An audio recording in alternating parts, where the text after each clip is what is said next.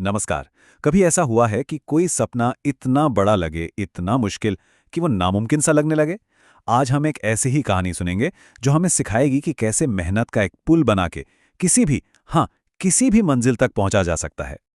पता है, ज्यादातर लोग इसलिए हार नहीं मानते कि मंजिल बहुत दूर है। नहीं, वो इसलिए हार मान लेते हैं क्योंकि उन्हें यकीन ही नहीं होता कि वो वहां तक पहुंचने का रास्ता बना भी सकते हैं। और यही सोच हमारी आज की कहानी का दिल है। तो कहानी की शुरुआत होती है एक ऐसी मंजिल से जो पहुंच से बिल्कुल बाहर लगती है। एक ऐसा सपना जिसके बीच में एक उफनती हुई नदी बह रही है। जरा सोचिए, एक गहरी, तेज बहती नदी। उसके एक किनारे पर रहता था रवि नाम का एक बढ़ई, और नदी के ठीक उस पार था अवसरों से भरा एक शहर, एक ऐसी जगह जहां एक बेहतर जिंदगी उसका इंतजार कर रही थी। मतलब रवि की हकीकत और उसके सपनों के बीच में ना एक बहुत गहरी खाई थी। एक तरफ वो एक गरीब बढ़ई था जिसके सामने उफनती नदी जैसी एक बहुत बड़ी रुकावट थी और उसके पास कोई साधन भी नहीं थे। और दूसरी तरफ था उसका सपना, एक नई जिंदगी, नए मौके, एक सुनहरा भविष्य। अब जाहिर है जब फासला इतना बड़ा लगे कि उसे पार करना नामुमकिन महसूस हो तो इंसान का निराश होना तो बनता है। और रवि के साथ भी कुछ ऐसा ही हो रहा था।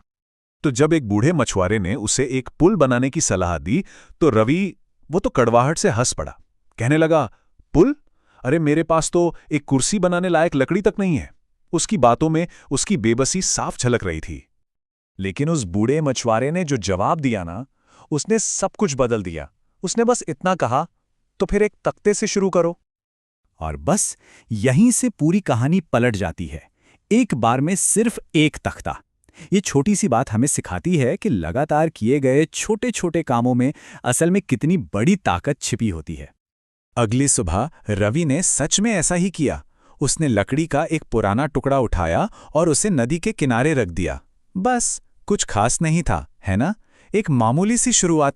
लेकिन अगले दिन उसने एक और तख्ता रखा, और फिर उसके अगले दिन एक और। ये सफर आसान बिल्कुल नहीं था। पहले दिन तो सिर्फ एक तख्ता था, फिर हफ्ते बीत गए और गांव वाले उसके इस धीमी चाल का मजाक उड़ाने लगे, ताने देने लगे। पर रवि लगा रहा, और फिर महीनों बाद पुल का एक ढांचा सा दिखने लगा। और फिर सालों की लगातार मेहनत के बाद आखिरकार वो पुल बनकर तैयार हो गया। लेकिन सच तो ये है कि ये पुल सिर्फ लकड़ी और कीलों का नहीं था। ये तो विश्वास का पुल था। एक ऐसा पुल जिसने रवि को बाहर से ही नहीं, अंदर से भी पूरी तरह बदल दिया था। जरा उस पल को महसूस कीजिए। आंखों में आंसू लिए रवि उस पुल पर चल रहा था, अपने ही हाथों से बनाए हुए पुल पर, और कदम दर कदम उस शहर में पहुंच गया जिसे वो कभी नामुमकिन मानता था। ये सिर्फ एक नदी को पार करना नहीं था, ये तो अपनी ही बनाई हुई सीमाओं को लांघना था। तो फिर असली पुल क्या था? वो लकड़ी का ढांचा नहीं, असली पुल था उसका खुद पर विश्वास। रवि ने यह सीखा कि सपने इसलिए नहीं टूटते कि वो बहुत दूर हैं, बल्कि इसलिए टूटते हैं क्योंकि हम उन्हें बनाने की शुरुआत ही नहीं करते।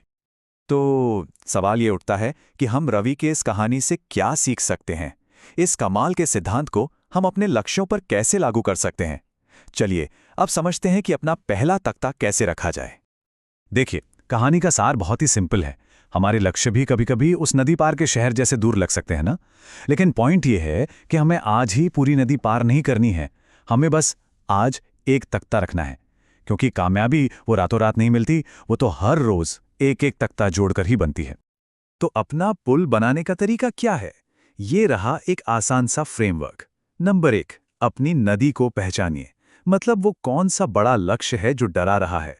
नंबर 2, अपना एक तख्ता पहचानिए, यानी वो कौन सा एक छोटा मैनेजेबल काम है जो आज हो सकता है। नंबर 3, उस तख्ते को रखिए, मतलब आज ही वो काम कीजिए। और सबसे जरूरी नंबर 4, इसे दोहराते रहिए, रोज एक तख्ता बस। तो अब आखिर में बस एक सवाल, वो कौन सा पुल है जिसे बनाने की जरूरत है और उसके लिए पहला तख्ता क्या होगा?